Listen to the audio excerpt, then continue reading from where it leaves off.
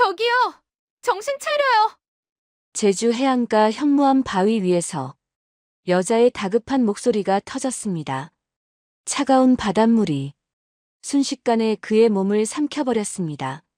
외투는 물을 잔뜩 머금어 납덩이처럼 무거워졌고 숨은 점점 막혀왔습니다. 사람 빠졌어요! 거친 파도 때문에 아무도 바다로 들어가지 못했습니다.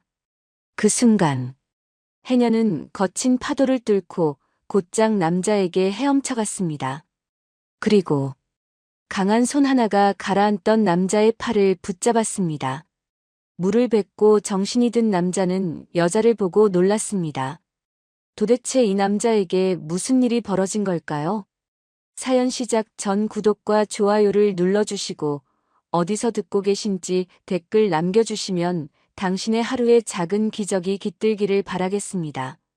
서울 강남의 고급 한정식 식당이었습니다. 묵직한 원목 문을 열고 들어서면 은은한 한지 조명 아래 단아하게 차려진 룸들이 늘어서 있었죠.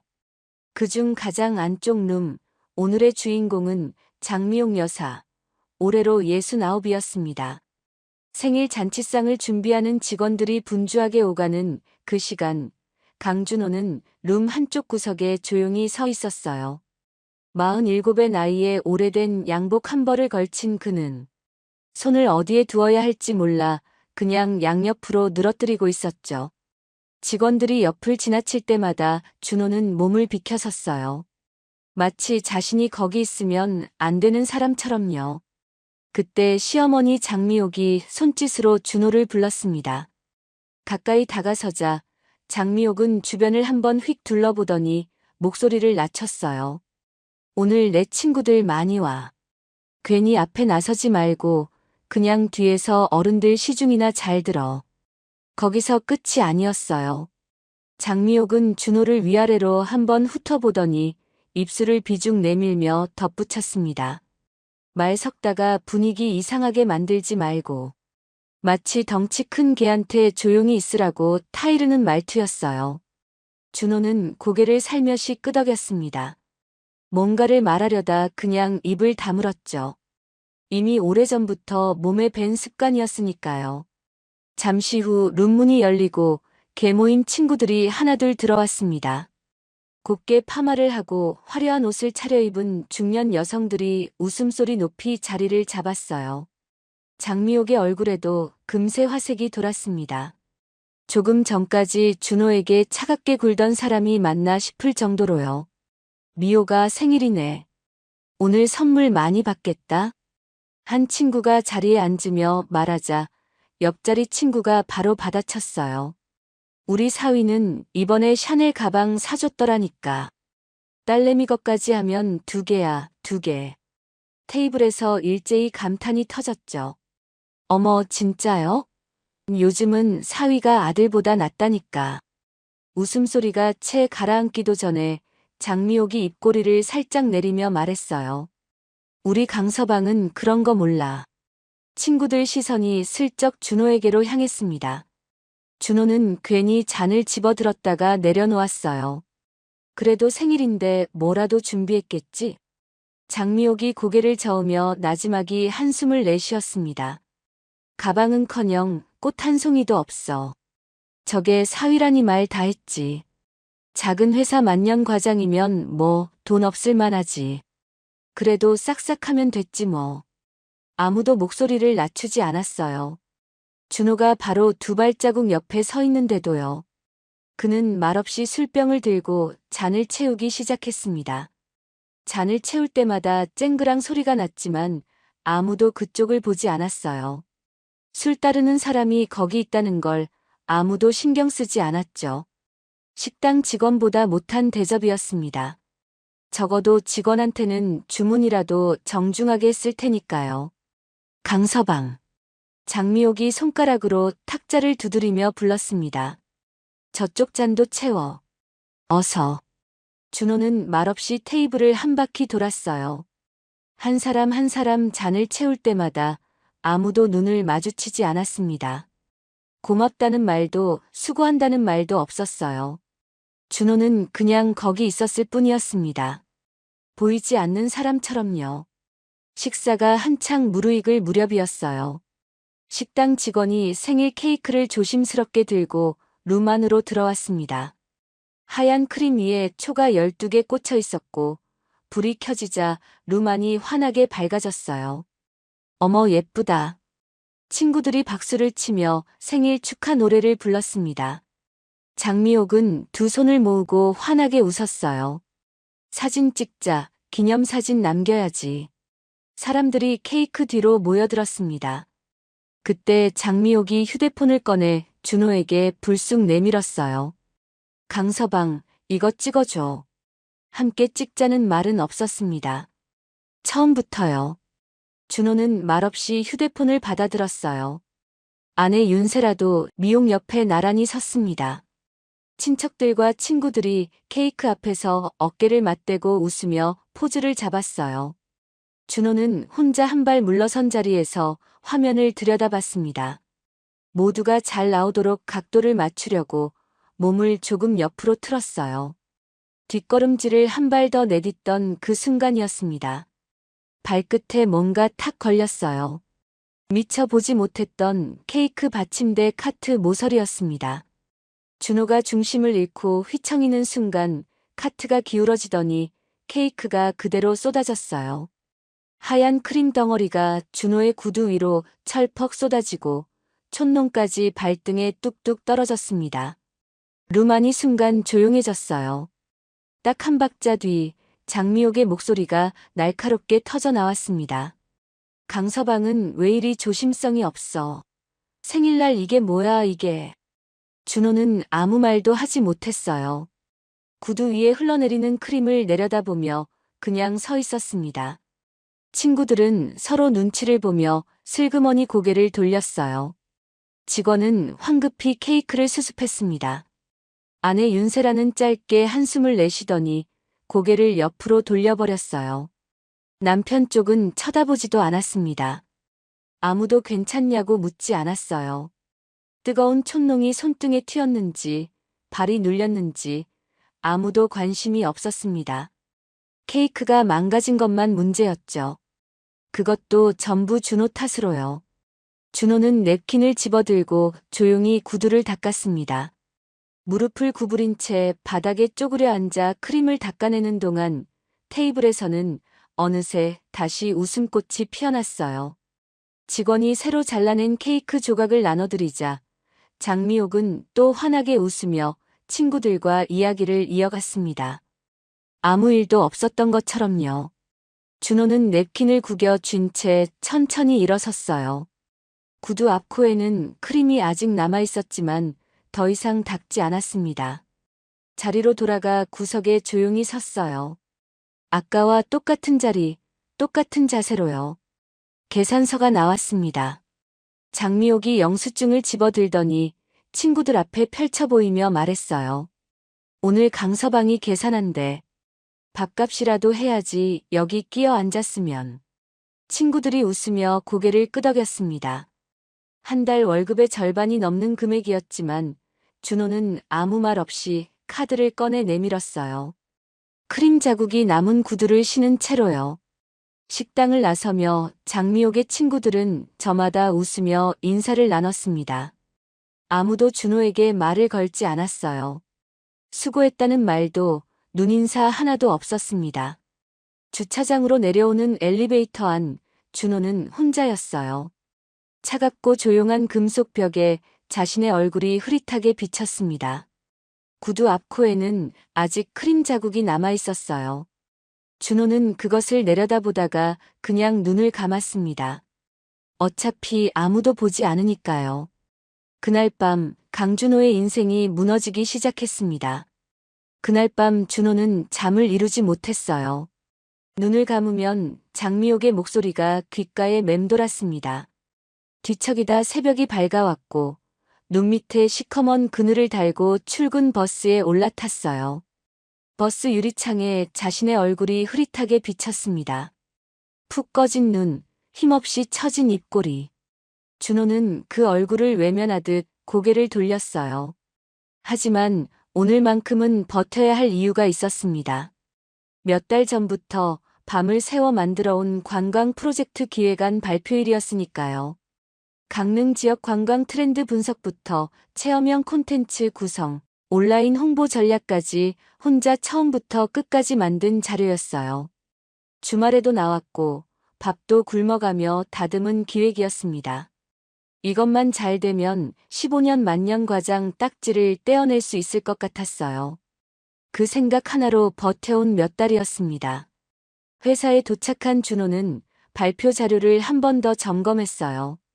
빔 프로젝터 연결 상태도 확인하고 노트북도 미리 켜두었습니다. 회의실 앞에서 넥타이를 한 번 여미고 조용히 숨을 고르는데 팀장이 다가왔어요.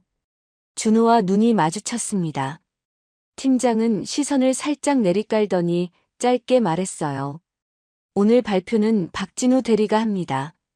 준호는 순간 자기 귀를 의심했습니다. 팀장님, 그 기획은 제가 준비한 건데요. 회사 결정이야. 그게 전부였어요. 팀장은 그냥 자기 자리로 가버렸습니다. 준호는 그 뒷모습을 바라보다가 천천히 고개를 숙였어요. 뒤늦게야 알 것 같았습니다. 준호는 기획안을 완성하고 나서 회사 공용 서버 폴더에 파일을 저장해 두었어요. 누구나 열어볼 수 있는 곳이었습니다. 팀장에게 보고할 때도 그저 검토해 주시면 감사하겠습니다 라고만 했죠. 자기 것이라고 목소리를 높이는 법을 몰랐던 겁니다.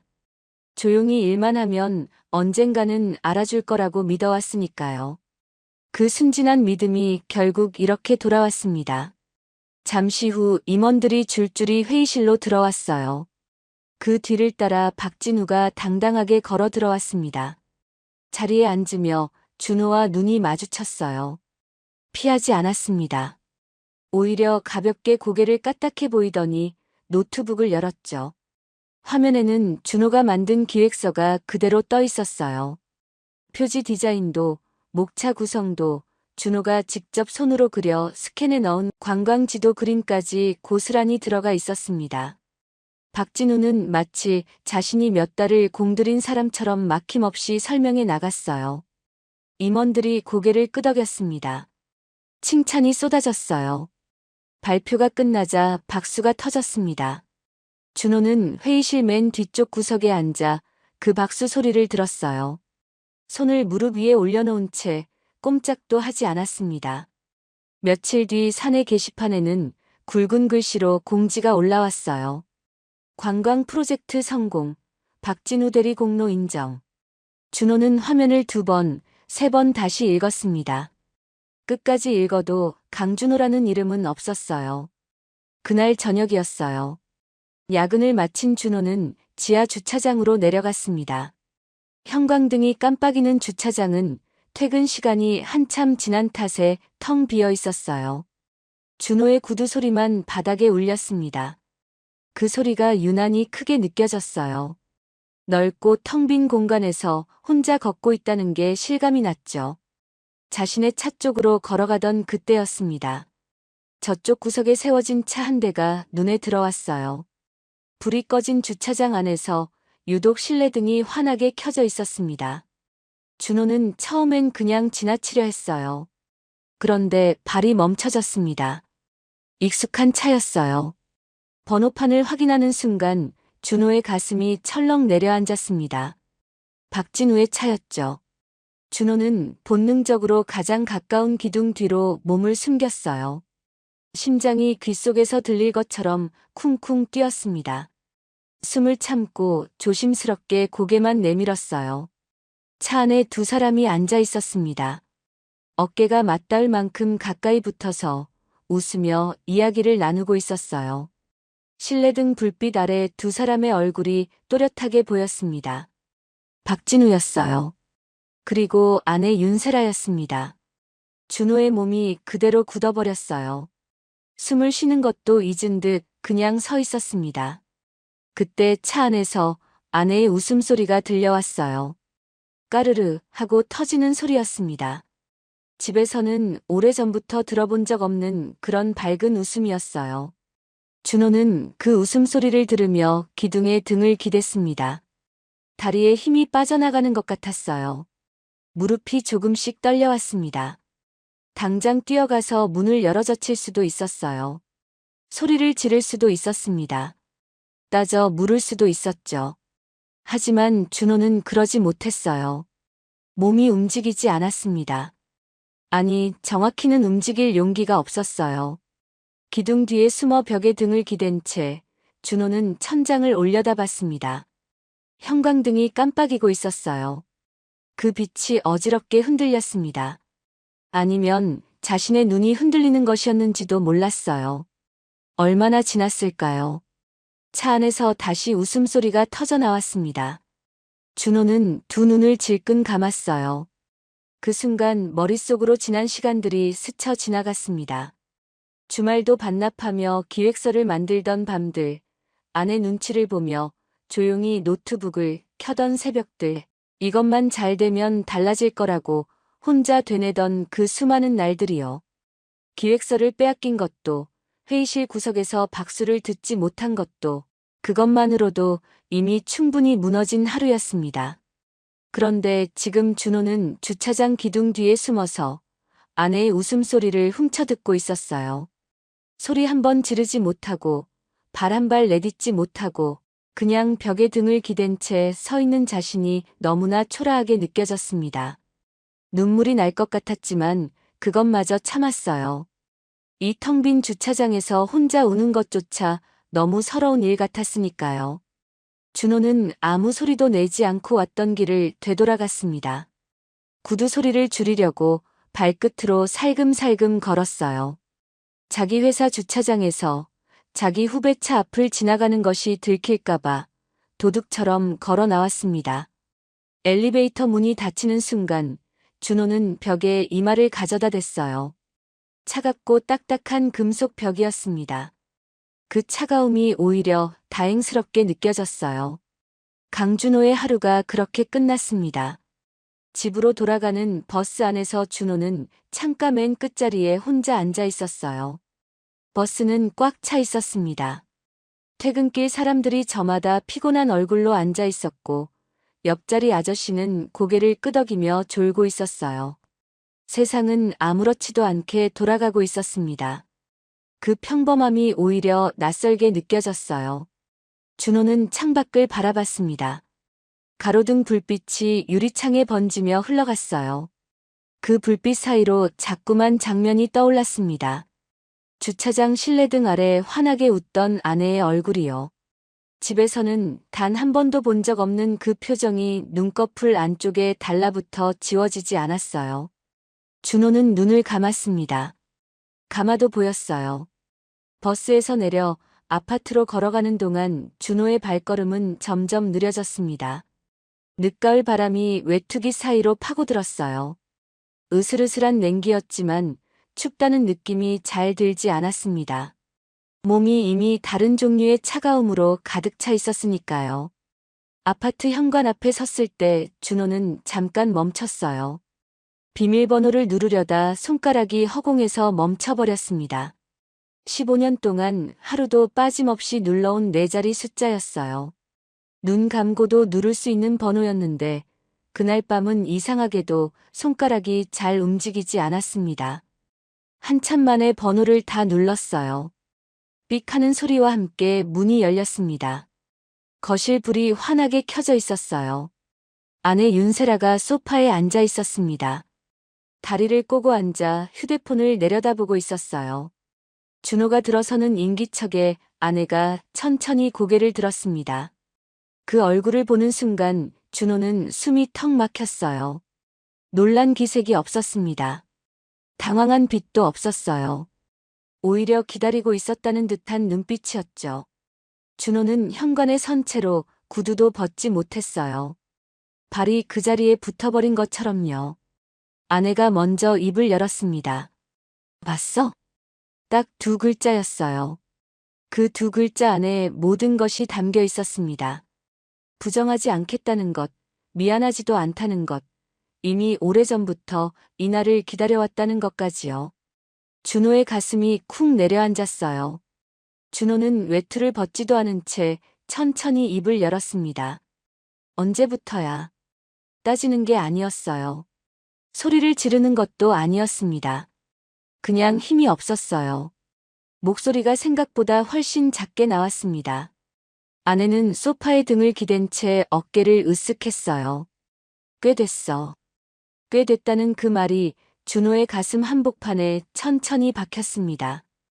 꽤 됐다는 건 준호가 밤을 새워 기획서를 만들던 그 시간에도, 주말에 혼자 회사에 나가 자료를 다듬던 그 새벽에도 이미 그렇게 되고 있었다는 뜻이었으니까요.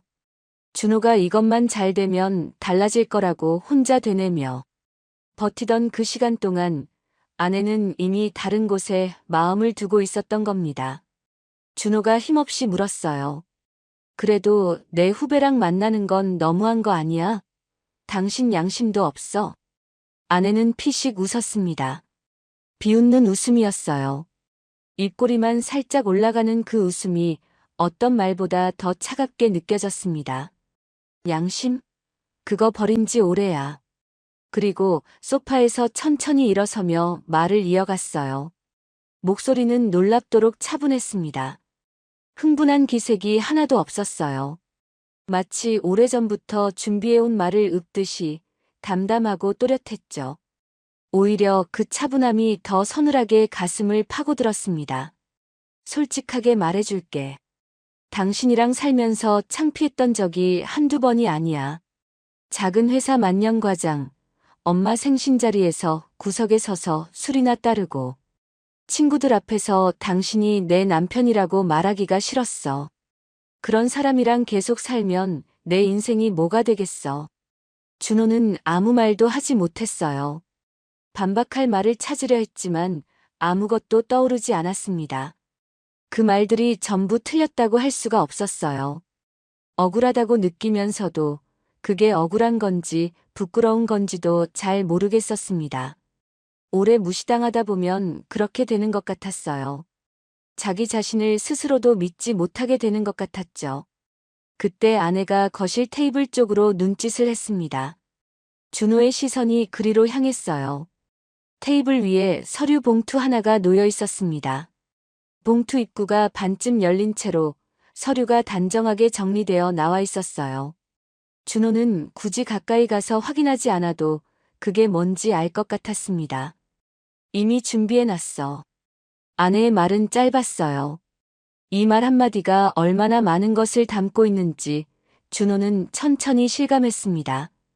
오늘 준호가 주차장에서 자신을 봤다는 걸 알고 집에 돌아올 것을 알고 이 결말을 이미 예상하고 기다리고 있었다는 뜻이었어요.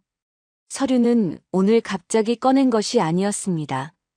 아마도 한참 전부터 준비해 두었던 것이겠죠. 준호는 천천히 소파 쪽으로 걸어가 서류를 집어들었어요. 이혼 서류였습니다. 아내의 서명이 이미 반듯하게 적혀 있었어요. 볼펜선이 또렷하고 흔들림이 없었습니다. 망설인 흔적이 하나도 없었어요. 준호는 그 서명을 한참 내려다봤습니다. 이 사람은 이 서류에 사인할 때 손이 떨리지 않았구나 하는 생각이 들었어요. 그 생각이 어떤 말보다 더 깊이 박혔습니다. 그때 아내의 휴대폰이 울렸어요. 화면에 장미옥이라는 이름이 떠올랐습니다. 아내는 망설임 없이 스피커폰으로 받았어요. 시어머니의 목소리가 거실 안에 울려 퍼졌습니다. 선명하고 또렷한 목소리였어요. 강서방 왔어? 아내가 건조하게 대답했습니다. 응, 지금 앞에 있어. 짧은 침묵이 흘렀어요. 그리고 시어머니의 목소리가 다시 들려왔습니다. 낮고 단단했어요. 사위 노릇도 못하는 쓸모없는 놈 필요 없어. 도장 찍고 보내. 전화가 뚝 끊겼습니다. 방 안이 다시 조용해졌어요. 아내는 휴대폰을 소파 위에 툭 내려놓더니 준호를 바라봤습니다. 그리고 아무 감정도 없는 얼굴로 서류 쪽을 향해 턱을 살짝 들어 보였어요. 들었지? 사인해. 준호는 서류를 내려다봤습니다. 손이 떨렸어요. 들키기 싫어서 서류를 꽉 쥐었더니 종이 모서리가 구겨졌습니다. 볼펜을 집어들고 서명란 위에 손을 올렸을 때 눈앞이 잠깐 흐릿해졌어요. 머릿속으로 오래된 장면들이 스쳐 지나갔습니다. 처음 이 집에 이삿짐을 들이던 날 현관에 작은 화분 하나를 놓으며 잘 살아보자고 생각했던 것도요. 그때는 15년 뒤에 이렇게 혼자 이 집을 나가게 될 줄은 몰랐습니다. 준호는 천천히 사인을 했어요. 펜 끝이 종이 위를 긁는 소리가 조용한 방 안에 또렷하게 울렸습니다. 그 소리가 유난히 크게 들렸어요. 며칠 뒤 준호는 짐가방 하나만 들고 집을 나왔습니다. 옷 몇 벌과 세면도구, 그리고 오래된 서류 봉투 하나가 전부였어요. 15년의 결혼 생활이 작은 가방 하나로 정리됐습니다. 엘리베이터를 타고 내려오는 동안 아내는 문 앞까지 나오지 않았어요. 배웅 한 번 없었습니다.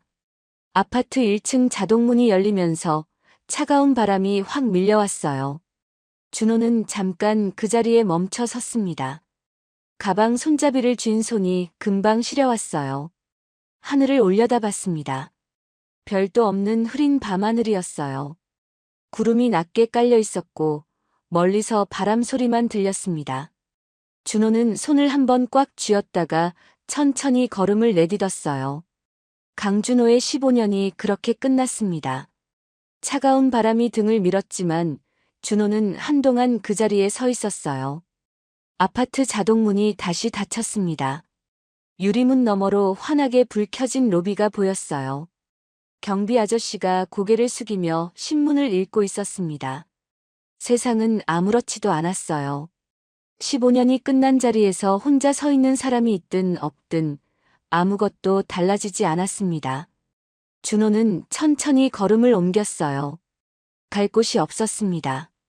친구한테 전화를 할까 하다가 그만뒀어요. 한밤중에 짐가방을 들고 나타나면 뭐라고 설명해야 할지 몰랐으니까요. 그냥 지하철을 탔습니다. 어디로 가는지도 모르는 채로요. 지하철 좌석에 앉아 가방을 무릎 위에 올려놓고 멍하니 창밖을 바라봤어요. 터널 아니라 아무것도 보이지 않았습니다. 그냥 검은 벽만 빠르게 지나쳐갔어요. 결국 준호가 찾아간 곳은 회사 근처 고시원이었습니다. 처음 들어서는 순간 복도에서 퀴퀴한 냄새가 코를 찔렀어요. 오래된 장판 냄새와 라면, 냄새가 뒤섞인 그 냄새가 벽에 배어 있었습니다. 관리인 아주머니가 시큰둥한 표정으로 열쇠를 건네줬어요. 말 한마디 없이요. 방은 좁았습니다. 문을 열면 바로 침대가 있었고 침대 옆에 작은 책상 하나가 전부였어요. 창문은 있었지만 바로 옆 건물 벽이 보일 뿐이었습니다. 낮에도 햇볕이 들어올 것 같지 않은 그런 창이었어요. 준호는 가방을 내려놓고 침대 끝에 걸터 앉았습니다. 방 안을 한번 둘러봤어요. 벽지가 조금 들떠 있었습니다. 누군가 손으로 뜯어낸 것처럼 모서리가 너덜너덜했어요. 준호는 그 벽지를 한참 바라보다가 그냥 눈을 감았습니다. 그날 밤은 잠이 오지 않았어요. 옆방에서 TV 소리가 들렸습니다. 채널을 이리저리 돌리는 소리, 누군가 전화 통화를 하는 소리, 복도에서 발소리가 지나가는 소리. 얇은 벽 하나를 사이에 두고 낯선 사람들의 소리가 들려왔어요. 준호는 천장을 바라보며 누워 있었습니다. 15년을 살던 아파트 침대가 생각났어요. 스프링이 낡아서 삐걱거리던 그 침대요. 불편했지만 익숙했던 그 소리가 이상하게도 그리웠습니다. 며칠이 지났어요. 예상했던 일이 현실이 됐습니다.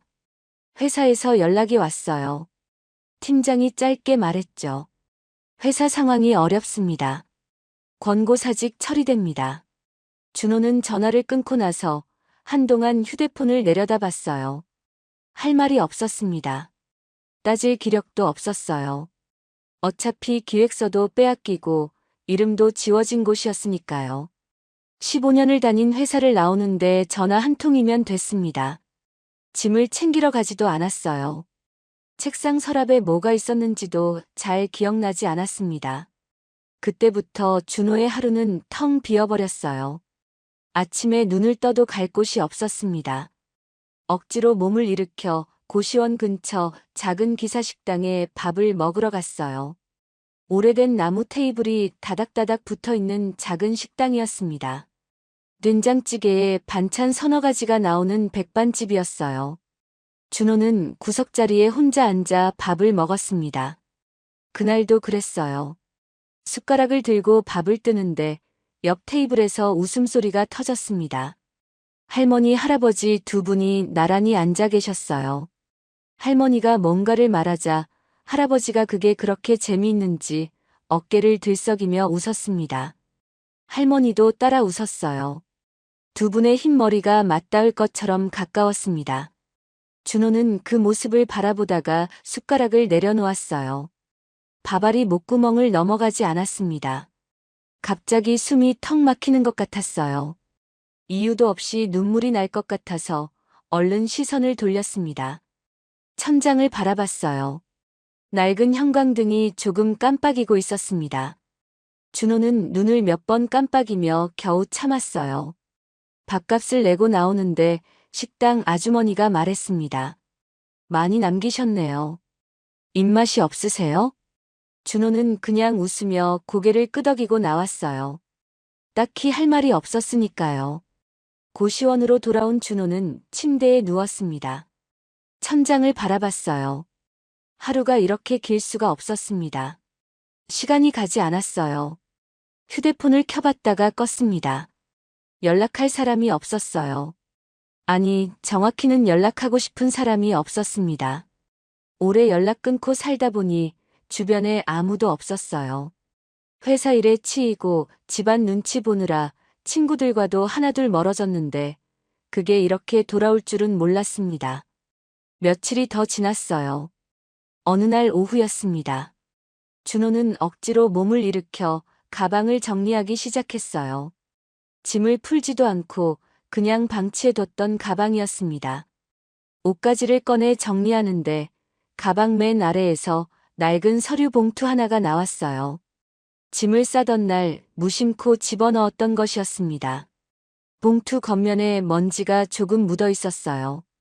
준호는 봉투를 꺼내 들고 책상에 앉았습니다. 봉투 안에는 예전에 준비했던 관광 프로젝트 기획안 서류가 들어 있었어요. 박진우가 발표해버린 바로 그 기획이었습니다. 준호는 서류를 천천히 꺼내 펼쳤어요. 종이가 조금 구겨져 있었습니다. 손때가 탄 곳도 있었어요. 밤을 새우며 고쳐 쓰고 또 고쳐 쓴 흔적들이 고스란히 남아 있었습니다. 한 장 한 장 넘기다가 준호의 손이 멈췄어요. 한 페이지 중간쯤에 밑줄이 그어진 문장 하나가 눈에 들어왔습니다. 사람들은 관광지가 아니라 삶을 경험하고 싶어 한다. 준호가 직접 쓴 문장이었어요. 처음 기획안을 잡던 날 가장 먼저 적어 내려갔던 문장이었습니다. 그 아래에는 작은 글씨로 메모가 하나 더 적혀 있었어요. 나중에 볼펜으로 끄적인 듯한 흔적이었습니다. 언젠가 꼭 해보고 싶다. 준호는 그 메모를 오래 바라봤어요. 언젠가 꼭 해보고 싶다고 썼던 그 사람이 지금 고시원 좁은 방에서 혼자 이 종이를 보고 있었습니다. 그 거리가 너무 멀게 느껴졌어요. 그런데 이상하게도 그 문장이 눈에서 떠나질 않았습니다. 준호는 서류를 내려놓고 노트북을 켰어요. 오래 켜지 않았던 노트북이라 부팅이 느렸습니다. 기다리는 동안 준호는 그 문장을 다시 한번 읽었어요. 검색창에 천천히 글자를 입력했습니다. 제주도 항공권. 화면에 항공권 가격들이 쭉 떴어요. 준호는 그 숫자들을 바라봤습니다. 한참을 바라봤어요. 그의 눈빛이 처음으로 조금 달라졌습니다. 제주행 비행기는 아침 일찍 출발하는 편이었어요. 준호는 새벽같이 일어나 고시원 방을 나섰습니다. 가방은 작았어요. 옷 두어 벌과 세면도구, 그리고 그 낡은 서류 봉투가 전부였습니다. 방문을 닫으면서 뒤를 한번 돌아봤어요. 좁은 방, 들뜬 벽지, 햇볕 한 줄기 들지 않는 창문. 미련이 남을 것도 없는 곳이었는데 이상하게 발이 잠깐 멈췄습니다. 여기보다 나은 곳으로 가는 건지 아니면 그냥 도망치는 건지 스스로도 잘 모르겠었으니까요. 공항은 이른 아침인데도 사람들로 북적였어요. 가족 단위 여행객들이 캐리어를 끌며 웃고 떠들었습니다. 아이들이 뛰어다니고 부부끼리 손을 잡고 체크인 줄에 서 있었어요. 준호는 그 사이에 작은 가방 하나를 든 채 혼자 서 있었습니다. 아무도 준호를 쳐다보지 않았어요. 그게 다행인지 서러운 건지도 모르겠었습니다. 비행기 창가 자리에 앉아 눈을 감았어요. 이륙할 때 귀가 먹먹해졌습니다. 침을 삼키며 창밖을 내다봤어요. 구름 위로 올라서자 파란 하늘이 환하게 펼쳐졌습니다. 서울에서는 오랫동안 올려다본 적 없던 그런 하늘이었어요. 제주공항에 내리자 바람이 먼저 맞아줬습니다. 서울 바람과는 달랐어요. 짭조름한 냄새가 섞인 바람이었습니다. 바다 냄새였어요. 준호는 공항 출구를 나서며 그 냄새를 한번 깊이 들이켰습니다. 배 깊숙한 곳까지 차가운 공기가 들어왔어요. 딱히 갈 곳을 정해두지 않았습니다. 버스를 타고 시내를 지나치는데 창밖으로 바다가 보였어요. 햇빛을 받아 반짝이는 바다가 버스 창문을 가득 채웠습니다. 준호는 그 바다를 바라보다가 자기도 모르게 손잡이를 꽉 쥐었어요. 숙소에 짐을 던져두고 준호는 바로 밖으로 나왔습니다. 방 안에 가만히 있기가 싫었어요. 그냥 아무 생각 없이 걷고 싶었습니다. 근처 편의점에 들어가 삼각김밥 하나를 샀어요. 참치마요였습니다. 편의점 밖 플라스틱 의자에 앉아 포장을 뜯는데 비닐이 꼬였어요. 한 번 더 당겼더니 김이 찢어졌습니다. 준호는 찢어진 삼각김밥을 보다가 그냥 한 입 베어 물었어요. 맛이 느껴지는 것 같기도 하고 안 느껴지는 것 같기도 했습니다. 길 건너에서 아이 웃음소리가 들렸어요. 젊은 엄마가 유모차를 밀고 있었습니다. 아빠가 아이 손을 잡고 나란히 걷고 있었어요. 아이가 뭔가를 가리키며 깔깔거렸습니다. 아빠가 허리를 구부려 아이 눈높이에 맞춰 같은 방향을 바라봤어요. 셋이서 나란히 웃었습니다. 준호는 삼각김밥을 씹다가 멈췄어요. 멍하니 그 가족을 바라보다가 천천히 시선을 내렸습니다. 나머지를 마저 먹고 자리에서 일어났어요. 바다 쪽으로 걸었습니다. 포구 쪽으로 내려가는 골목길은 좁았어요. 검은 돌담이 양옆으로 이어져 있었습니다. 돌담 위로 귤나무 가지가 삐죽 튀어나와 있었고 노란 귤이 몇 개 달려 있었어요. 준호는 그 돌담 사이를 천천히 걸어 내려갔습니다. 골목이 끝나자 바다가 펼쳐졌어요. 검은 현무암 돌로 이루어진 해변이었습니다.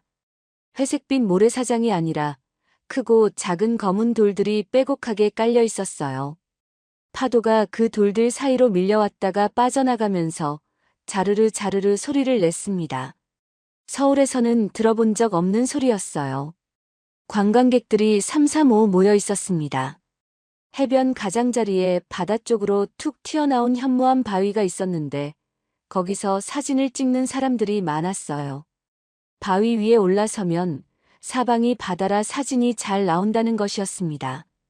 여기서 찍으니까 진짜 잘 나온다, 봐봐. 한 여성이 친구한테 휴대폰을 건네며 말했어요. 친구가 카메라를 들자 여성이 바위 위에서 두 팔을 활짝 벌렸습니다. 파도를 등지고 환하게 웃는 모습이었어요. 준호는 그 모습을 잠깐 바라봤습니다. 그리고 무심코 그쪽으로 걸어갔어요. 딱히 사진을 찍으려는 것도 아니었습니다. 그냥 발이 그쪽으로 향했어요. 바위 가장자리까지 걸어가서 바다를 내려다봤습니다. 바람이 세게 불었어요. 파도가 바위 아래를 치면서 하얀 물보라가 일었습니다. 준호는 바위 위로 한 발을 올려놓았어요. 순간 발바닥이 미끄러졌습니다. 물기가 스며든 현무암 표면이 생각보다 훨씬 미끄러웠어요. 준호는 반사적으로 중심을 잡으려 했습니다. 팔을 벌리고 반대쪽 발에 힘을 줬어요. 하지만 그 발도 버텨주지 못했습니다. 몸이 앞으로 크게 쏠렸어요. 그리고 그대로 바다로 떨어졌습니다. 차가운 바닷물이 온몸을 덮쳤어요. 귀 속으로 물이 들어오면서 주변 소리가 한순간에 먹먹해졌습니다. 눈을 떴더니 초록빛 물속이었어요. 위가 어딘지 아래가 어딘지 순간 헷갈렸습니다. 발을 버둥거렸어요. 손으로 물을 헤쳤습니다. 발끝이 바닥에 닿지 않았어요. 물 위로 얼굴을 내밀었다가 다시 파도에 덮쳤습니다. 입 안으로 바닷물이 들어왔어요. 짠물이 목구멍을 타고 넘어오면서 기침이 터졌습니다. 기침을 하는 사이 또 물속으로 들어갔어요. 외투가 물을 머금으면서 무거워졌습니다. 팔을 움직이는 게 점점 힘들어졌어요. 몸이 점점 가라앉는 느낌이었습니다. 해변에 있던 관광객들이 소리쳤어요. 사람 빠졌어요. 사람들이 우르르 바위 쪽으로 몰려들었습니다. 하지만 선뜻 바다로 뛰어드는 사람은 없었어요. 겨울 제주 바다는 차갑고 파도가 셌습니다. 사람들은 발만 동동 구르며 소리를 질렀어요. 그때였습니다. 해변에서 조금 떨어진 바다 위 태왁을 붙잡고 숨을 고르던 해녀 한 명이 그 소리를 들었어요. 태왁이란 해녀들이 물질할 때 몸을 의지하는 동그란 부표였습니다. 오현주는 방금 막 깊은 물속에서 올라와 숨을 고르던 참이었어요. 차가운 바닷물 속에서 전복을 캐고 나온 직후였습니다. 몸은 지쳐 있었어요. 하지만 귀는 살아 있었습니다. 사람 빠졌다는 소리가 들리자 현주는 태왁을 놓았어요. 망설임이 없었습니다. 단 1초도요. 현주는 바로 물속으로 몸을 뒤집었어요. 해녀 잠수복을 입은 몸이 물 위에서 팽이처럼 돌더니 그대로 물속으로 들어갔습니다.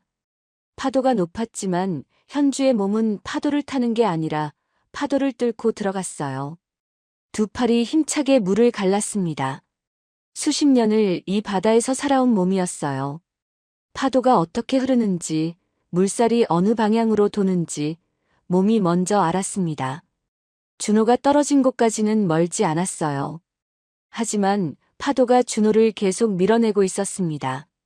현주는 물속으로 깊이 들어가 파도 아래로 헤엄쳤어요. 파도 위보다 파도 아래가 더 빨랐으니까요. 숨을 참고 힘차게 팔을 저었습니다. 물속에서 눈을 뜬 채로요. 해녀의 눈은 바닷속에서도 잘 보였습니다. 준호의 외투자락이 보였어요. 물속에서 흐느적거리며 가라앉고 있었습니다. 현주는 그쪽으로 몸을 틀었어요. 마지막으로 강하게 발을 차며 앞으로 뻗었습니다. 손이 준호의 팔에 닿았어요. 현주는 그 팔을 놓치지 않으려고 두 손으로 꽉 붙잡았습니다. 힘이 셌어요. 평생 바다에서 전복을 캐고 해삼을 줍던 손이었으니까요. 현주는 온몸에 힘을 모아 발로 바닥을 차며 위로 올라갔습니다. 준호를 끌어안다시피 하며 수면을 향해 밀고 올라갔어요. 파도가 반대로 밀어댔지만 현주는 멈추지 않았습니다. 숨이 터질 것 같았지만 손을 놓지 않았어요. 두 사람이 수면 위로 올라왔습니다. 현주는 준호의 머리를 물 위로 받쳐들고 한 팔로 그를 안은 채 해변 쪽으로 헤엄쳤어요. 파도를 등지고 밀리는 힘을 이용했습니다. 몇 번의 파도를 넘고 나서야 두 발이 바닥에 닿았어요. 현주는 준호를 끌고 해변으로 올라왔습니다. 검은 돌 위에 준호를 눕혔어요. 관광객들이 놀라 몰려들었습니다. 누군가 119에 전화를 걸었어요. 현주는 무릎을 꿇고 준호의 얼굴을 들여다봤습니다. 숨을 쉬는지 확인했어요. 가슴이 살짝 오르내리긴 했지만 눈을 뜨지 못했습니다. 현주는 준호의 얼굴 가까이 몸을 숙이며 크게 외쳤어요. 아저씨, 정신 차려요. 대답이 없었습니다. 현주는 망설이지 않았어요. 양손으로 준호의 뺨을 짝짝하고 때렸습니다. 생각보다 세게요. 주변 관광객들이 놀라서 쳐다봤어요. 정신 차리라니까. 다시 짝짝. 그 순간 준호의 몸이 들썩였습니다. 입에서 바닷물이 왈칵 쏟아져 나왔어요. 기침이 연거푸 터졌습니다. 준호가 숨을 몰아쉬며 눈을 떴어요. 눈앞에 하늘이 보였습니다. 제주의 하늘이었어요. 구름이 빠르게 흘러가고 있었습니다. 그리고 그 하늘 아래 젖은 잠수복을 입은 여자의 얼굴이 보였어요. 가까이서 보니 40 안팎으로 보였습니다. 검게 탄 얼굴이었지만 눈빛이 또렷했어요. 날카로워 보이면서도 걱정이 가득 담긴 눈이었습니다. 그 눈이 준호를 똑바로 내려다보고 있었어요. 숨을 내쉬며 여자가 툭 말했습니다. 살았네. 준호는 그 말을 들으며 눈을 깜빡였어요. 가슴이 아직도 빠르게 뛰었습니다. 온몸이 떨렸어요.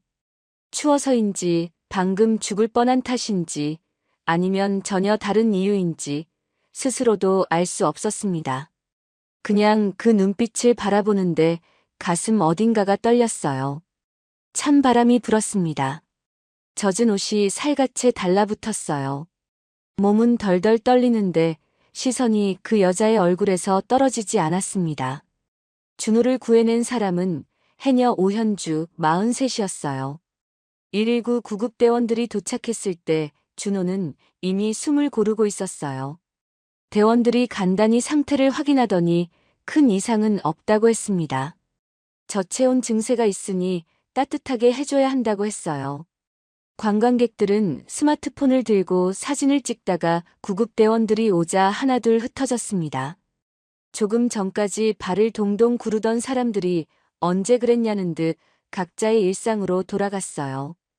해변에는 준호와 현주만 남았습니다.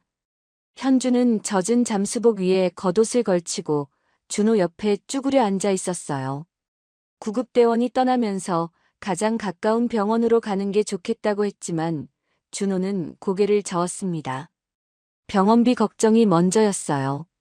지금 통장 잔고가 얼마 남지 않았으니까요. 현주는 그런 준호를 잠자코 내려다봤습니다. 여기서 제일 가까운 집이 우리 집이에요. 일단 가서 몸부터 녹여요. 준호가 사양하려 했지만 현주는 이미 일어서고 있었어요. 말로 설득하는 스타일이 아니었습니다. 그냥 행동으로 먼저 움직이는 사람이었어요. 현주가 준호의 팔을 잡아 일으켜 세웠습니다. 준호는 비틀거렸어요. 다리에 힘이 없었습니다.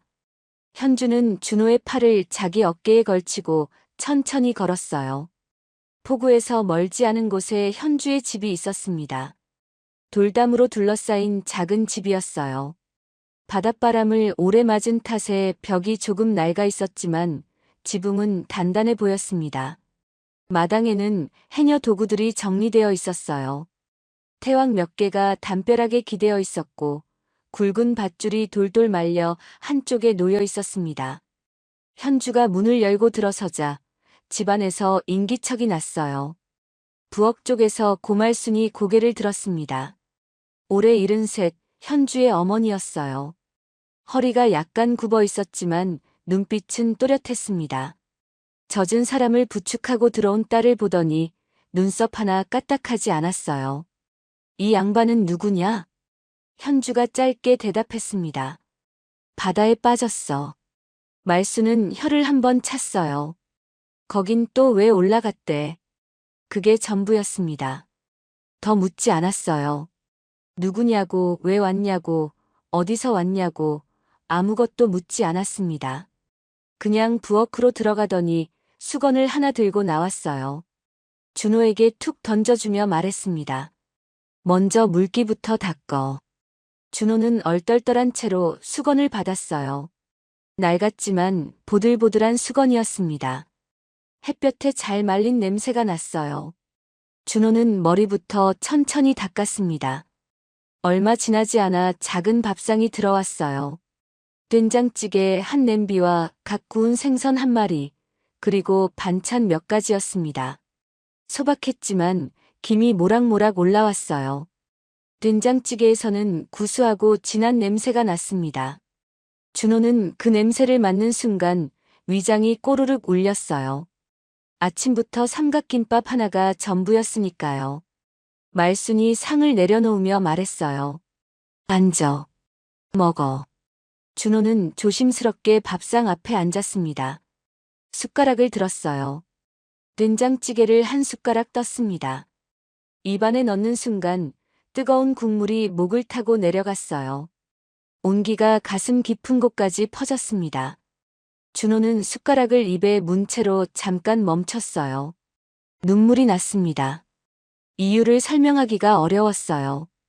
배가 고파서도 아니고 몸이 추워서도 아니었습니다. 그냥 따뜻했어요.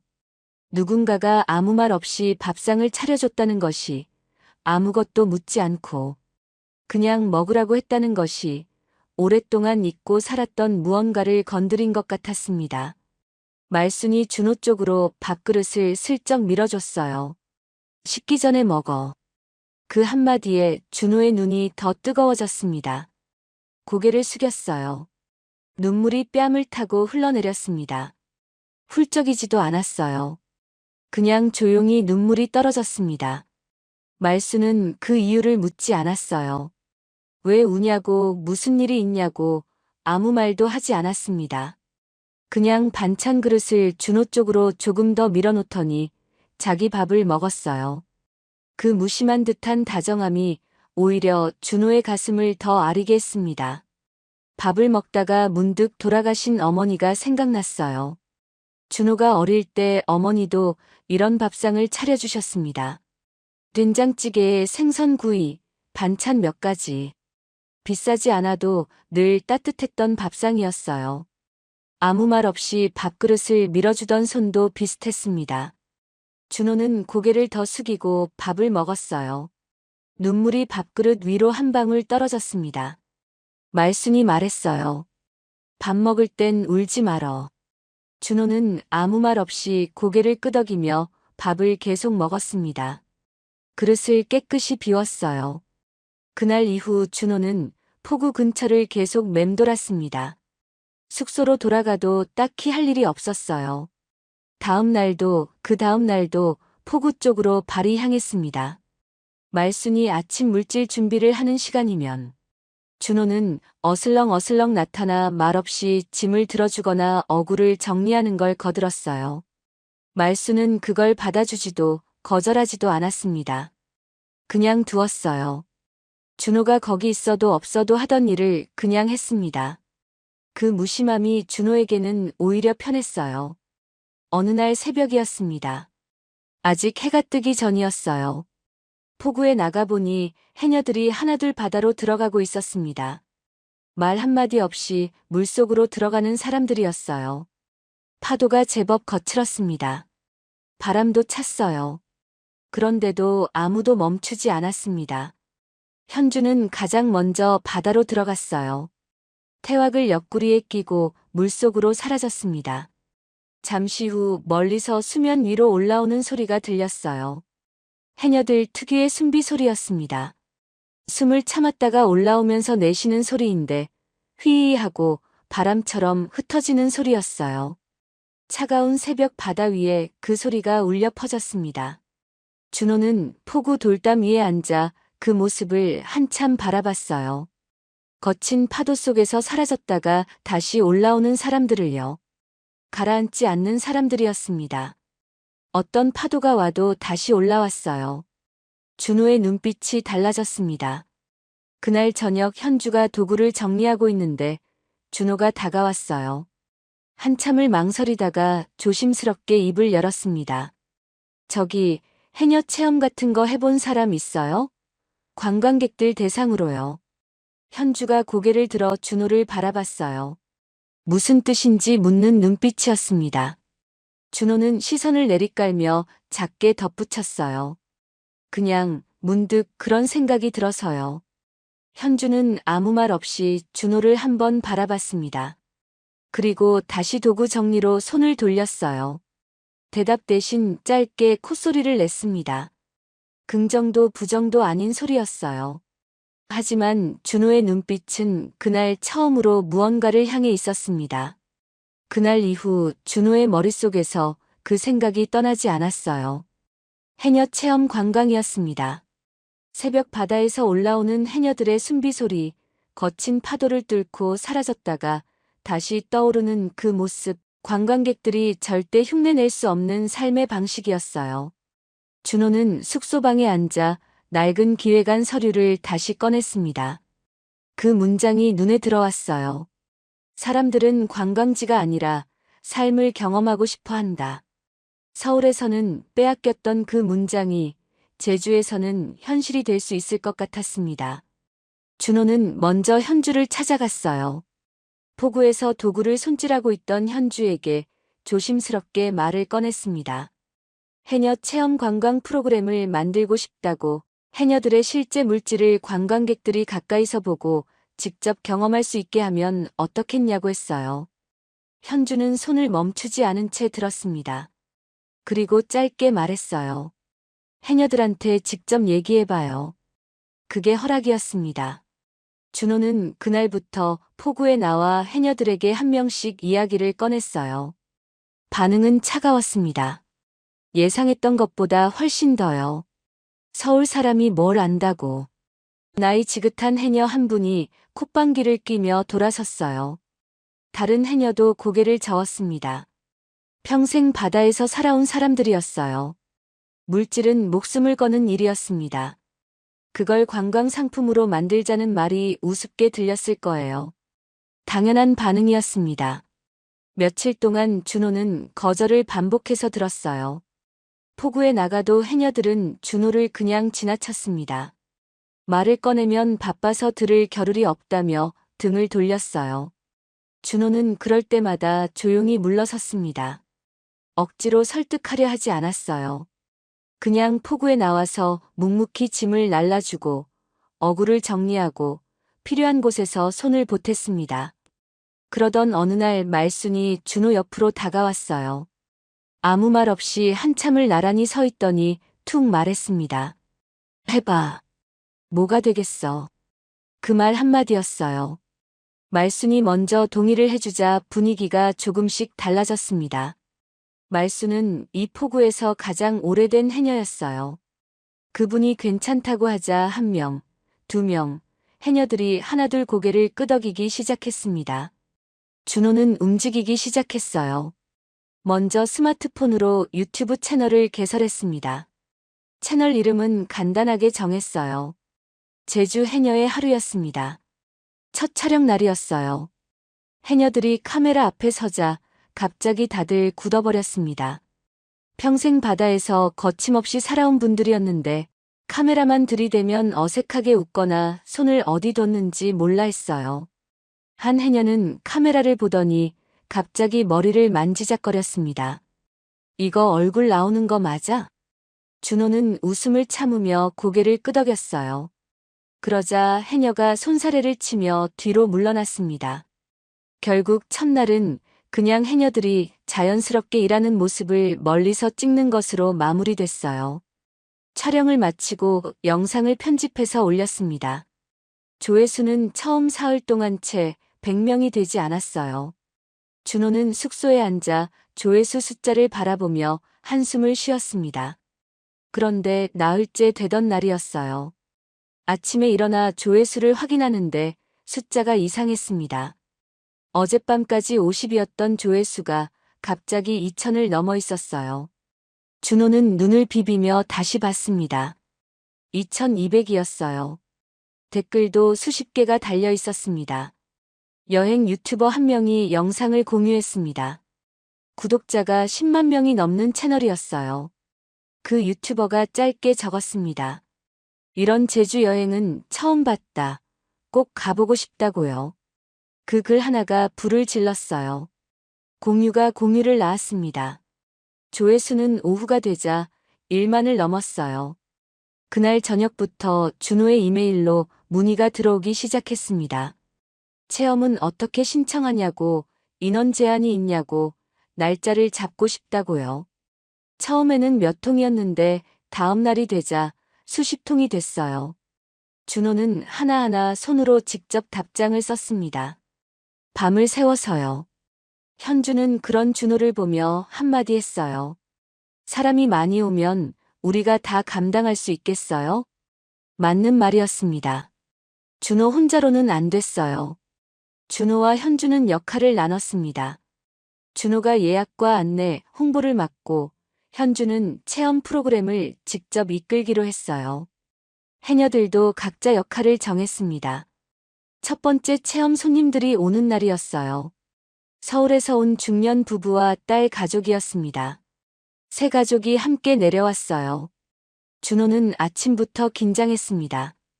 해녀들도 어색한 건 마찬가지였어요. 현주가 설명을 시작하는데 말이 생각보다 잘 안 나왔습니다. 평소엔 거침없던 사람이었는데 손님을 앞에 두고 선이 달랐어요. 준비해온 물건을 설명하다가 순서가 꼬였고 장비를 나눠주다가 사이즈가 맞지 않아 한참을 찾기도 했습니다. 그런데 정작 바다에 들어가는 순간부터 분위기가 달라졌어요. 현주가 물속으로 들어가 전복 하나를 캐서 손님 앞에 내밀었습니다. 살아있는 전복이었어요. 손바닥보다 큰 전복이 햇빛에 반짝이며 움직였습니다. 손님 중 어머니가 그걸 보더니 눈이 동그래졌어요. 그리고 눈물이 났습니다. 왜 우시냐고 물으니 그 어머니가 말했어요. 어릴 때 할머니가 해녀셨어요. 이런 모습 보니까 할머니 생각이 나서요. 그 말에 주변이 조용해졌습니다. 현주도 다른 해녀들도 준호도 아무 말을 하지 않았어요. 파도 소리만 들렸습니다. 그 손님 가족은 돌아가면서 블로그에 후기를 올렸어요. 단순한 여행 후기가 아니었습니다. 할머니에 대한 이야기, 해녀들의 삶에 대한 이야기, 제주 바다가 얼마나 깊고 아름다운지에 대한 이야기였어요. 그 글이 또 퍼졌습니다. 예약은 끊이지 않았어요. 준호는 폭우를 바라보며 생각했습니다. 서울에서 빼앗겼던 그 문장이 지금 이 바다 위에서 살아 움직이고 있었어요. 사람들은 관광지가 아니라 삶을 경험하고 싶어 한다. 그 말이 맞았습니다. 틀리지 않았어요. 다만 그것을 증명할 장소가 서울이 아니라 제주였을 뿐이었습니다. 사업이 자리를 잡아가면서 준호의 하루는 완전히 달라졌어요. 아침이면 포구에 나가 해녀들과 함께 준비를 하고 손님들이 오면 직접 안내를 하고 저녁이면 다음날 예약을 확인했습니다. 밥도 제때 먹었어요. 잠도 잘 잤습니다. 서울에서는 오랫동안 누리지 못했던 것들이었어요. 유튜브 채널 구독자는 어느새 몇만 명을 넘어섰습니다. 여행 잡지에서 취재 요청이 들어왔고 방송국에서도 한번 다녀갔어요. 제주관광청에서도 연락이 왔습니다. 정부 관광 프로젝트와 공식 협약을 맺자는 제안이었어요. 준호가 고시원 좁은 방에서 낡은 서류 봉투를 꺼내 들던 그날로부터 그리 오래 지나지 않은 때였습니다. 그 즈음이었어요. 서울에서 단체 예약이 하나 들어왔습니다. 예약자 이름은 김미선이었어요. 준호는 그냥 지나쳤습니다. 서울에서 오는 손님이 한둘이 아니었으니까요. 인원은 12명, 중년 여성들로 구성된 단체였어요. 예약 당일 아침이었습니다. 제주 하늘은 맑았고 바람이 시원했어요. 포구에는 손님들이 하나둘 모이기 시작했습니다. 준호는 안내 자료를 들고 입구 쪽에 서서 도착하는 손님들을 맞이하고 있었어요. 새로 도착한 손님에게 오늘 일정을 설명하고 다음 손님 확인을 하느라 눈코 뜰 새 없이 바쁜 아침이었습니다. 그 시각 골목 끝에서는 곱게 파마를 하고 화려한 옷을 차려입은 중년 여성들이 웃으며 제잘거리며 걸어오고 있었어요. 제주까지 내려온 설렘이 역력한 모습이었습니다. 그 무리 한가운데 장미옥이 있었어요. 개모임 친구들과 어깨를 맞대고 웃으며 주변 풍경을 구경하고 있었습니다. 어디서 밥을 먹을지, 쇼핑은 어디서 할지 이야기를 나누며 걸어왔어요.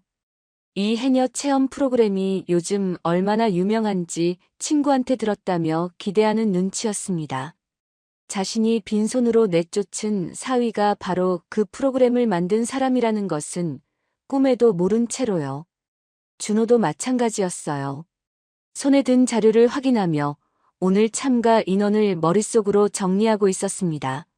새로 도착한 손님에게 안내 팸플릿을 건네며 오늘 순서를 설명하고 있었어요. 현주가 모인 손님들 앞으로 나섰습니다. 검게 그을린 얼굴에 잠수복을 걸친 채 또렷한 목소리로 말을 시작했어요. 안녕하세요. 저는 이 프로그램을 함께 이끌어가는 해녀 오현주입니다. 오늘 여러분께서는 제주 해녀의 실제 삶을 직접 보시고 체험하실 거예요. 해녀들이 어떻게 바다에 들어가는지, 무엇을 캐는지, 물속에서 얼마나 오래 숨을 참을 수 있는지 직접 보실 수 있습니다. 해변으로 이동하기 전에 꼭 기억하실 것이 있어요. 현무암 바위 위는 절대 올라가지 마시고 바위 가장자리에서는 항상 한 발짝 뒤로 물러서 계셔야 합니다. 젖은 바위는 생각보다 훨씬 미끄럽거든요. 손님들이 고개를 끄덕였어요. 장미옥도 일행 사이에 서서 고개를 끄덕였습니다. 현주의 설명이 귀에 들어왔는지는 알 수 없었어요. 주변 풍경을 두리번거리며 구경하느라 바빴으니까요. 설명이 끝나고 손님들이 해변 쪽으로 이동하기 시작했어요. 준호는 손님들이 잘 따라오는지 확인하며 앞쪽과 뒤쪽을 번갈아 살폈습니다. 안내 자료를 들고 이동하면서 궁금한 점을 묻는 손님에게 답을 해주느라 바빴어요. 장미옥은 계모임 친구들과 함께 해변으로 내려가면서 주변을 둘러봤습니다. 제주 바다를 보며 감탄하는 친구 말에 맞장구를 치고 있었어요. 그때 옆에 있던 계모임 친구가 앞쪽을 가리키며 장미옥의 팔을 툭 건드렸습니다. 미옥아, 저거 강서방 아니야? 장미옥이 무심코 그쪽으로 고개를 돌렸어요. 준호와 눈이 마주쳤습니다. 딱 한순간이었어요. 그런데 그 한순간이 아주 길게 느껴졌습니다. 준호도 손님에게 뭔가를 설명하다가 시선을 돌리는 순간이었어요. 두 사람의 눈이 허공에서 딱 마주쳤습니다. 아무 준비도 없이요. 준호는 한 박자 멈췄어요. 숨을 한번 고르더니 시선을 조용히 걷었습니다. 그리고 아무 일도 없었다는 듯 옆에 있던 다른 손님에게로 자연스럽게 시선을 옮겼어요. 손에 들고 있던 안내 자료를 다시 펼쳤습니다. 손이 떨리지 않았어요. 장미옥은 그러지 못했습니다. 눈앞에서 준호의 얼굴을 본 순간 온몸이 굳어버렸어요. 뇌가 눈앞의 장면을 받아들이는데 시간이 걸리는 것 같았습니다. 쓸모없다고, 필요 없다고, 도장 찍고 보내라고 했던 그 사람이 이 많은 손님들 앞에서 능숙하게 프로그램을 이끌고 있었어요. 손님들이 그의 말에 귀를 기울이고 웃으며 따르고 있었습니다. 여유롭고 단단한 표정이었어요. 서울에서 구석에 서서 술을 따르던 그 사람이 맞나 싶을 정도였습니다. 장미옥의 얼굴이 하얗게 질렸어요. 그 순간 준호가 손님 안내를 하다가 자연스럽게 장미옥이 있는 방향으로 몸을 돌렸습니다. 눈이 또 마주쳤어요. 장미옥은 화들짝 놀랐습니다. 본능적으로 몸을 피하려는 듯 뒤로 물러섰어요. 한 발, 두 발, 뒤로 물러섰습니다. 발밑을 보지 않은 채로요. 뒤에 뭐가 있는지 확인하지 않았어요. 세 번째 발걸음에 발끝이 바위 모서리에 걸렸습니다. 아 하는 소리도 제대로 나오지 않았어요. 중심이 순식간에 무너졌습니다. 팔을 허우적거렸지만 이미 몸이 완전히 기울어진 뒤였어요. 잡을 것이 아무것도 없었습니다. 풍덩. 장미옥이 그대로 바다로 떨어졌어요. 차가운 바닷물이 온몸을 덮쳤습니다. 비명소리와 함께 물보라가 크게 일었어요. 손님들이 놀라 일제히 소리쳤습니다. 현주는 이미 움직이고 있었어요. 신발을 벗으며 동시에 바다로 뛰어들었습니다. 파도를 가르며 장미옥이 있는 곳까지 빠르게 헤엄쳐 갔어요. 허우적거리는 장미옥의 팔을 두 손으로 단단히 붙잡았습니다. 장미옥은 겁에 질린 채 현주에게 매달렸어요. 현주는 힘차게 발을 차며 해변 쪽으로 끌어당겼습니다. 두 사람이 해변으로 올라왔어요. 장미옥은 검은 돌 위에 풀썩 주저앉았습니다. 한껏 공들여 세팅한 파마머리가 물에 젖어 얼굴에 납작하게 달라붙어 있었어요. 공들여 바른 화장이 바닷물에 번져 뺨 아래로 길게 흘러내리고 있었습니다. 고급 외투에는 바닷물이 흥건히 배어 있었어요. 그리고 현무암 위에서 떨어진 미역 한 줄기가 어깨를 타고 올라와 머리 위에 떡하니 얹혀 있었습니다. 검은 미역이 흰 파마머리 위에 그대로 걸쳐진 채였어요. 관광객들이 그 모습을 보고 웃음을 참느라 고개를 돌렸습니다. 계모임 친구들도 걱정하는 표정과 웃음이 뒤섞인 얼굴로 장미옥을 바라봤어요. 현주가 수건을 건네며 물었습니다. 다치신 데 없어요? 장미옥은 대답하지 못했어요. 수건으로 얼굴을 가렸습니다. 머리 위의 미역은 친구가 조심스럽게 떼어줬어요. 그러는 동안 장미옥은 말 한마디 하지 못했습니다. 계모인 친구 한 명이 혀를 차며 말했어요.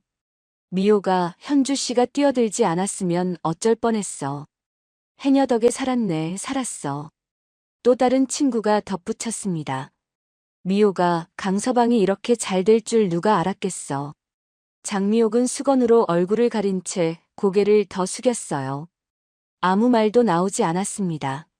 준호는 그 모습을 보면서도 특별히 다가가지 않았어요.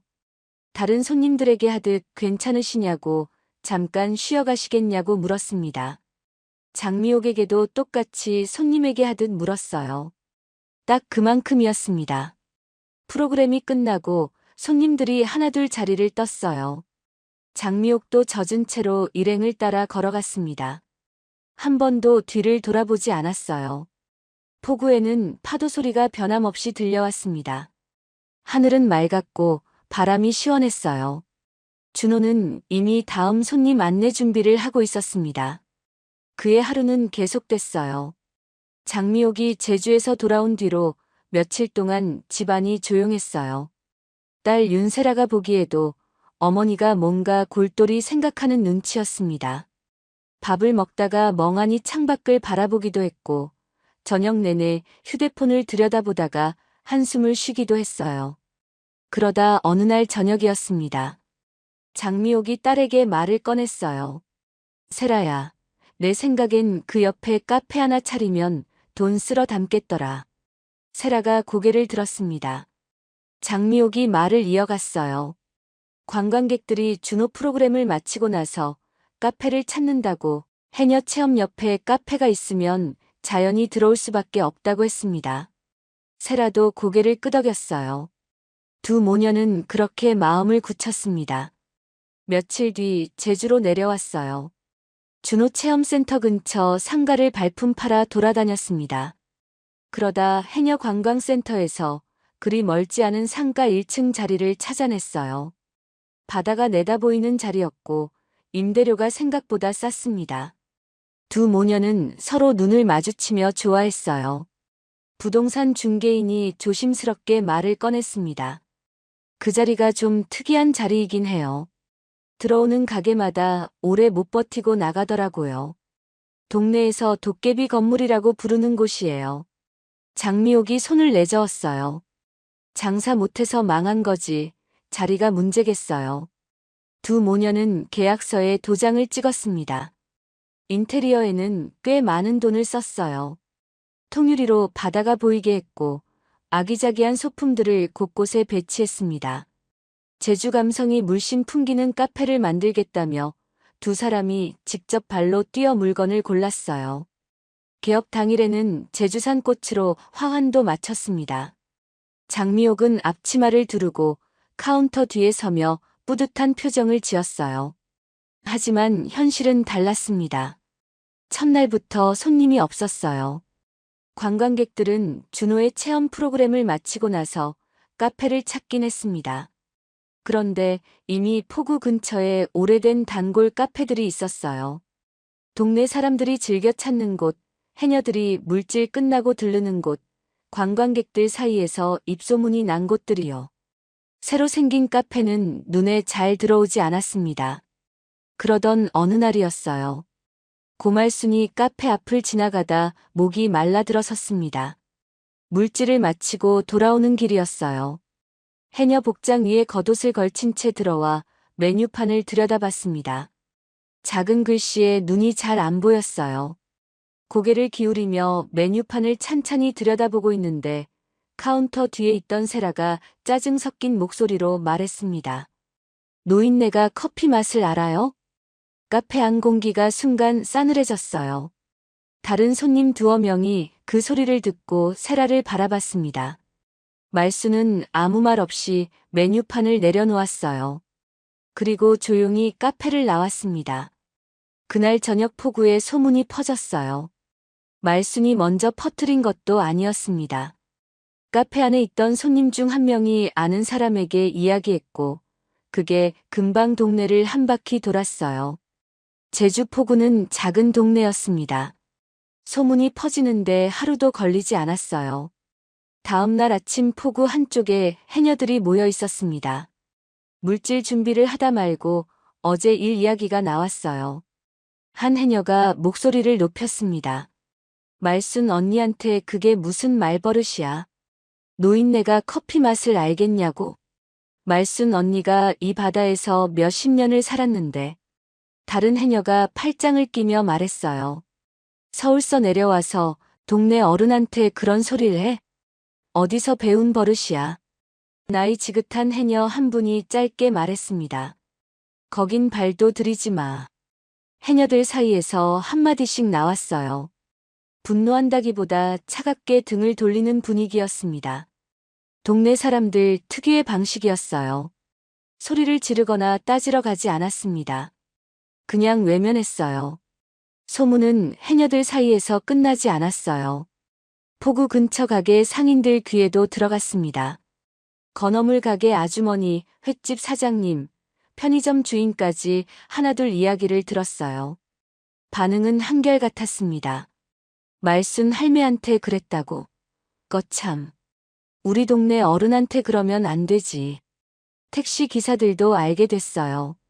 관광객을 태우면 의뢰 맛집이나 카페를 물어보는데 그 카페 이야기가 나오면 기사들이 슬쩍 다른 곳을 안내했습니다. 딱히 나쁘게 말하지도 않았어요. 그냥 저기보다 이쪽이 더 맛있다고, 저쪽은 별로라고만 했습니다. 버스 기사도 마찬가지였어요. 동리가 카페를 완전히 외면하기 시작했습니다. 그때부터였어요. 카페는 하루 종일 손님이 없는 날이 늘어갔습니다. 장미옥과 세라는 카운터 뒤에 앉아 창밖을 바라보는 시간이 길어졌어요. 통유리 너머로 관광객들이 지나갔습니다. 아무도 들어오지 않았어요. 손님이 없는 것도 답답한데 바로 보이는 준호의 체험센터 앞에는 매일 사람이 붐볐습니다. 웃음소리가 들렸어요. 관광객들이 몰려들었습니다. 그 모습을 통유리 너머로 바라보는 두 모녀의 얼굴이 날이 갈수록 굳어갔어요. 장미옥은 답답했습니다. 바다가 보이는 좋은 자리인데 왜 손님이 없는지 이해가 안 됐어요. 결국 전단지를 만들어 직접 나눠주기 시작했습니다. 준호의 체험 프로그램에서 나오는 관광객들에게 다가가 전단지를 내밀었습니다. 그런데 소문이 이미 퍼진 뒤였어요. 관광객들은 전단지를 받아들고 힐끗 보더니 그냥 지나쳤습니다. 몇몇은 아예 받지도 않았어요.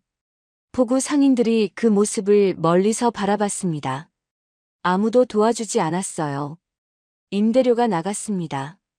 인테리어 비용도 이미 써버렸어요. 재료비도 들었습니다. 들어오는 돈은 없고 나가는 돈만 있었어요. 결국 몇 달을 버티지 못하고 카페 문을 닫았습니다.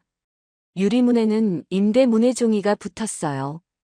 꽃으로 장식했던 개업 화환은 흔적도 없이 사라진 지 오래였습니다. 두 모녀는 더 이상 방법이 없었어요. 카페에 쏟아부은 돈이 전부였으니까요.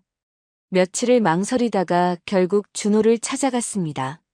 준호의 사무실 문을 열고 들어섰을 때 준호는 책상에 앉아 다음 달 예약을 정리하고 있었어요. 고개를 들어 두 사람을 봤습니다. 아무 말이 없었어요. 표정이 흔들리지 않았습니다. 장미옥이 먼저 무릎을 꿇었어요. 세라도 옆에서 고개를 숙였습니다. 장미옥의 목소리가 떨렸어요. 준호야, 우리가 잘못했다. 한 번만 도와줘. 준호는 한동안 아무 말도 하지 않았어요. 책상 위를 한번 바라봤다가 천천히 서랍을 열었습니다. 봉투 하나를 꺼냈어요. 그리고 조용히 두 모녀 앞에 내려놓았습니다.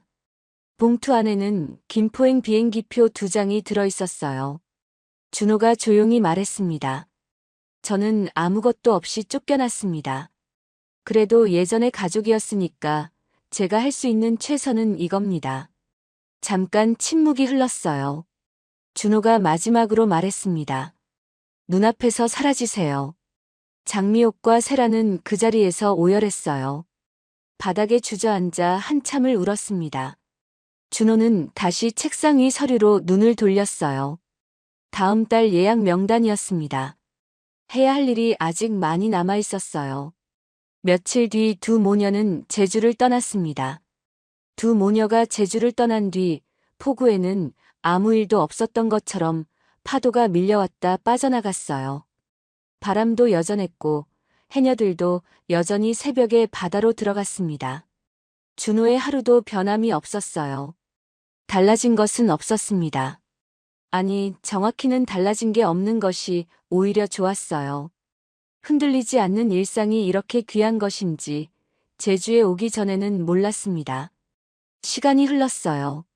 준호와 현주가 함께 만든 해녀 관광 프로그램은 해를 거듭하며 점점 단단해졌습니다.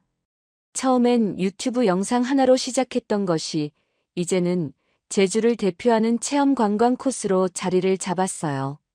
일본에서 온 관광객들이 해녀 문화에 깊이 감동받았다는 후기를 올리기도 했고, 방송에서 다큐멘터리로 다루겠다는 연락도 왔습니다. 정부 관광청과의 공식 협약이 체결되면서 단체 예약도 크게 늘었어요. 해녀들의 삶도 달라졌습니다. 예전에는 물질로 전복과 소라를 캐서 파는 것이 수입의 전부였어요. 몸이 힘들어도 쉴 수가 없었습니다. 바다에 들어가지 않으면 돈이 없었으니까요. 그런데 이제는 관광 체험 프로그램으로 안정적인 수입이 생겼어요. 몸이 좋지 않은 날은 체험 안내만 해도 됐고, 나이 드신 해녀들도 프로그램에 참여할 수 있게 됐습니다. 말순도 마찬가지였어요. 이제는 직접 깊은 물속으로 들어가기보다는 손님들에게 해녀 이야기를 들려주는 역할을 맡았습니다. 말순이 나지막한 목소리로 이야기를 시작하면 손님들이 하나같이 조용히 귀를 기울였어요. 15살에 처음 바다에 들어갔던 이야기, 겨울 바다가 얼마나 차가운지, 숨을 참고 바닥에 닿는 그 순간이 어떤 느낌인지를 들려줄 때면 손님들의 눈빛이 달라졌습니다. 수십 년을 이 바다에서 살아온 사람만이 할 수 있는 이야기였으니까요. 마을 사람들도 달라졌어요. 준호를 처음 봤을 때는 서울서 내려온 사람이라며 거리를 뒀습니다. 포구 상인들도 이웃 어르신들도 선뜻 마음을 열지 않았어요. 그런데 언제부터인가 자연스럽게 달라졌습니다. 준호가 포구에서 묵묵히 일하고 어르신들 짐을 들어드리고 동네 행사에 빠지지 않고 얼굴을 내밀다 보니 어느새 마을 사람이 돼 있었어요. 예전엔 서울 사람이라고 부르던 사람들이 이제는 강 사장이라고 불렀습니다. 그냥 강 사장이 아니라 우리 강 사장이었어요. 그 두 글자 앞에 붙은 우리라는 말이 준호에게는 그 어떤 직함보다 무겁고 따뜻하게 느껴졌습니다. 그 즈음 어느 날이었어요. 정부 관광청과의 공식 계약 체결을 마친 날이었습니다. 준호와 현주 그리고 함께 일하는 해녀들이 포구에 모여 작은 자리를 가졌어요. 큰 잔치는 아니었습니다. 그냥 다 같이 밥을 먹는 자리였어요. 플라스틱 의자를 포구 한쪽에 쭉 늘어놓고 밥상을 펼쳤습니다. 포구 바람이 자꾸 냅킨을 날려서 해녀들이 깔깔거리며 손으로 눌렀어요. 말순이 부엌에서 뭔가를 끓이고 있었습니다. 준호가 뭐 도와드릴 거 없냐고 들여다봤더니 말순이 손을 내저었어요. 한참 뒤에 상이 차려졌습니다. 미역국이었어요. 된장찌개도 아니고 생선도 아니고 진한 미역국이었습니다. 말순은 아무 말 없이 국그릇을 준호 앞에 밀어놓더니 자리에 앉았어요. 준호는 그 미역국을 바라봤습니다. 제주에서는 경사스러운 날에 미역국을 끓인다는 걸 어느새 알게 됐어요. 생일날도 좋은 일이 있던 날도 말수는 언제나 미역국을 끓였습니다. 말 한마디 없이요.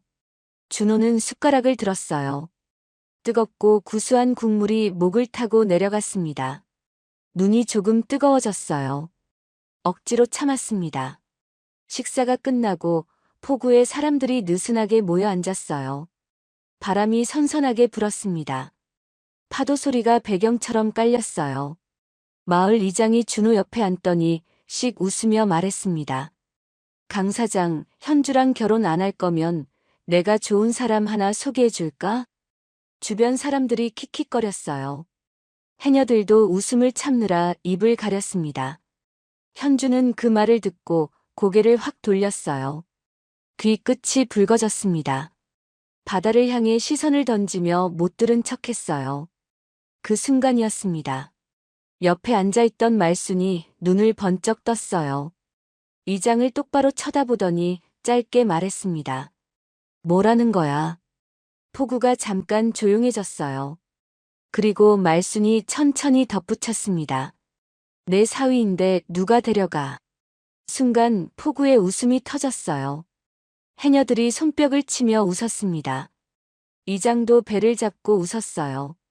현주는 얼굴이 더 빨개져서 고개를 푹 숙였습니다.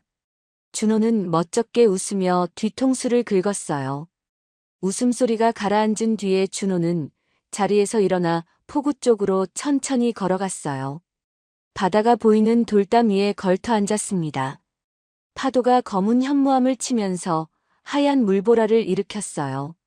자르르 자르르 돌 사이로 물이 빠지는 소리가 들렸습니다. 저 멀리 수평선 위로 저녁 햇살이 길게 붉게 깔렸어요. 하늘이 주황빛과 분홍빛으로 물들고 있었습니다. 처음 이 바다를 봤던 날이 생각났어요. 아무 계획도 없이 내려왔던 날이었습니다. 고시원 좁은 방에서 낡은 서류 봉투를 꺼내 들고 항공권을 검색하던 밤이 생각났어요. 그리고 이 바다에 빠졌던 날도요. 차갑고 어두운 물속에서 발이 바닥에 닿지 않아 허우적거리던 그 느낌이 아직도 선했습니다. 그때 강하게 자신의 팔을 붙잡아 끌어올리던 손도요. 발소리가 들렸습니다. 현주였어요. 말없이 준호 옆에 와서 섰습니다. 그리고 돌담 위에 나란히 앉았어요. 둘 다 아무 말이 없었습니다. 바람이 불었어요. 현주의 머리카락이 바람에 흩날렸습니다. 파도 소리만 들렸어요. 어깨가 닿을 듯 가까웠습니다.